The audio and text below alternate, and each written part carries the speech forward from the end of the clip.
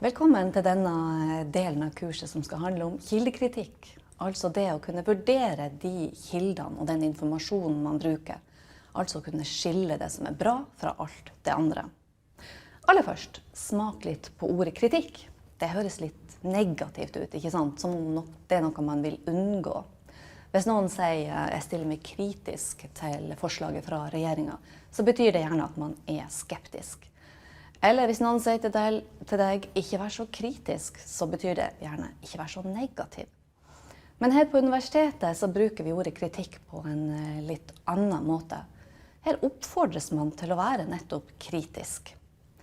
Å være kritisk når man studerer handler om å være litt ekstra nysgjerrig i grunnen. Og det er jo litt det forskning også handler om.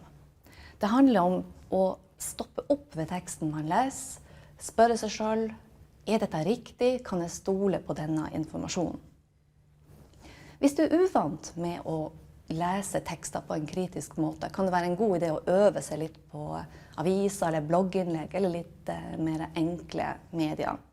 Der er gjerne påstandene veldig tydelige, og det er lett å se hva som er målet med teksten.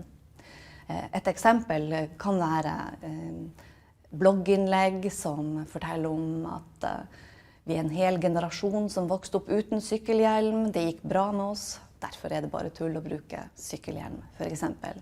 En kritisk leser skal da tenke at ok, det gikk bra med deg.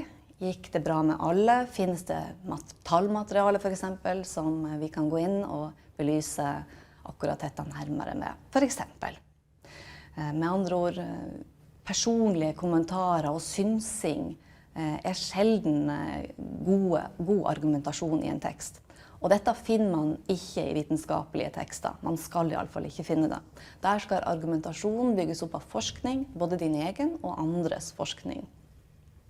Derfor er det så viktig at man mestrer kildekritikken når man er student. For hva slags kilde man velger, sier litt om din faglige kompetanse. Når sensor leser eksamen eller arbeidskravet ditt, så vurderer han eller hun nettopp kilden du har valgt i teksten din.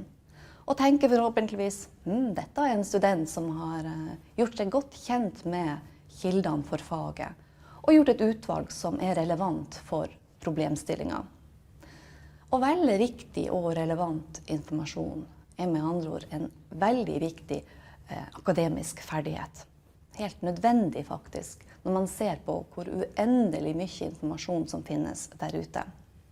For å være på den sikre siden så bruker vi å anbefale både studenter og forskere å benytte seg av informasjonskildene man finner på biblioteket. De fleste bøkene og journalene her hos oss har vært gjennom en streng kvalitetskontroll. Store forlag som Cambridge University Press og Det Norske Universitetsforlaget publiserer nemlig ikke hva som helst. De lar fagfolk sile informasjon de publiserer, slik at du og jeg slipper å gjøre den jobben. Når det er sagt, det er ikke gull alt som glimrer i vitenskapelige tekster heller. Det finnes forskning som er utdatert, forskning som er ensidig eller har forutinntatte holdninger. Det finnes forskning som er kjøpt og betalt av industrien.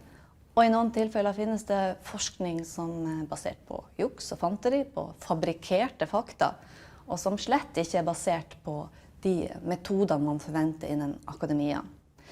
Med andre ord, det er opp til deg å tenke selv, som det heter i sangen.